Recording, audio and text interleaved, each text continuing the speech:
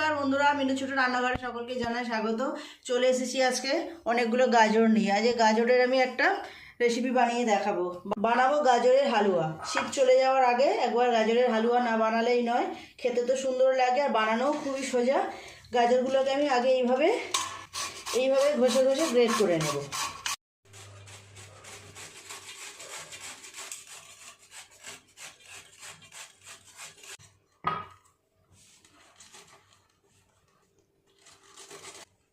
আমার মেয়ে আমাকে হেল্প করে দিচ্ছে।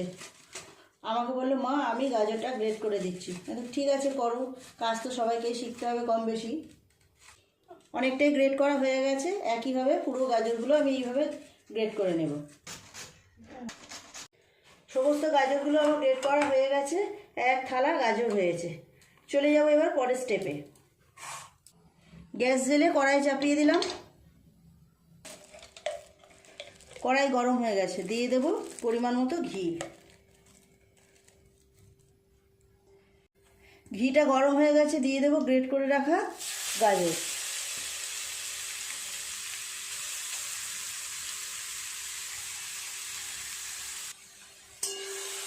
খুব ভালো করে গাজরগুলো একটু নেড়ে চেড়ে ঘিয়ের সঙ্গে মিশিয়ে নেব।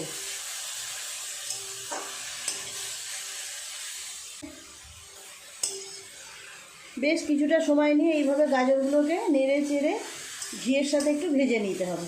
গাজরগুলো অনেকটা নরম হয়ে যাবে। তাহলে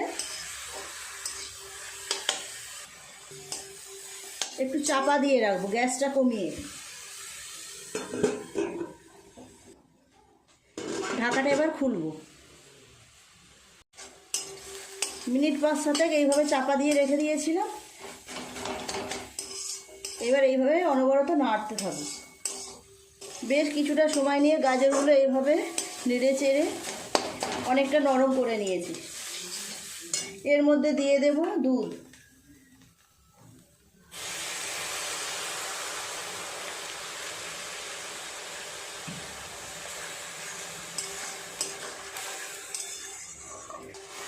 দুধ দিয়ে গাজরটাকে বেশ কিছুক্ষণ ফুটিয়ে নেব। এই সময় দিয়ে দেব স্বাদ মতো চিনি। আমি গাজরের পরিমাণ অনুযায়ী চিনি নিয়েছি। দিয়ে দেব এলাচ দানা। 2টো এলাচ আমি এইভাবে থেতো করে রেখেছিলাম, দিয়ে দিলাম।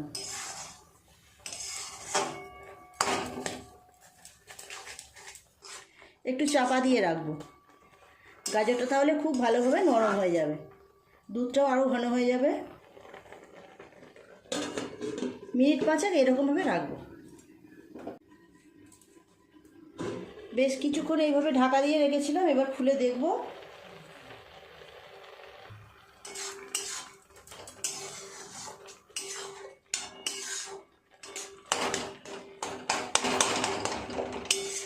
গাজরগুলো আগের থেকে অনেকটা নরম হয়ে গেছে। এই দুধটা পুরো শুকনো হয়ে গেলে গাজরগুলো আরও সুন্দরভাবে নরম হয়ে যাবে। বন্ধুরা, শীতকাল থাকতে থাকতে আপনারাও একবার এইভাবে বাড়িতে গাজরের হালুয়া বানিয়ে নেবেন। দেখতেও যেমন সুন্দর হয়, খেতেও তেমন সুন্দর হয়। যে খাবে সেই কিন্তু খুব খুশি হবে খেয়ে।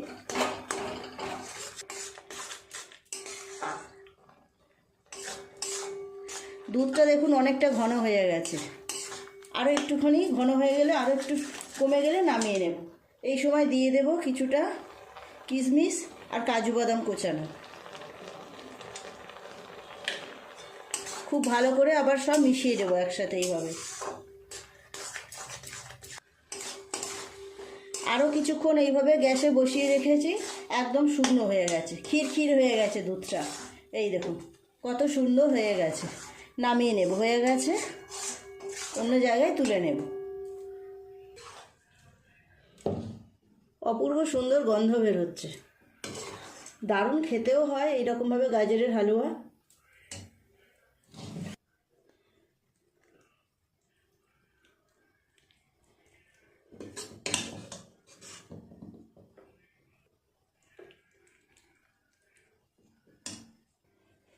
কেমন দেখতে লাগছে দেখুন বন্ধুরা।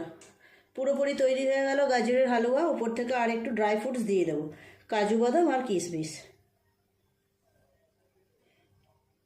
খেতেও ভালো লাগবে, এরকম ড্রাই ফ্রুটস দিলে দেখতেও সুন্দর লাগবে।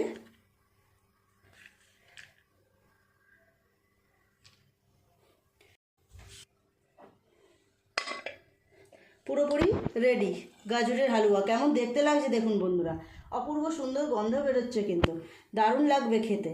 আজকে রেসিপিটা কেমন লাগলো বন্ধুরা কমেন্ট করে জানাতে ভুলবেন না। ভালো লাগলে একটা লাইক করে দেবেন। আমার চ্যানেলটি এখনও পর্যন্ত যারা সাবস্ক্রাইব করেনি প্লিজ আমার চ্যানেলটি সাবস্ক্রাইব করে পাশে থাকা বেল ঘন্টিটা ক্লিক করে দেবেন।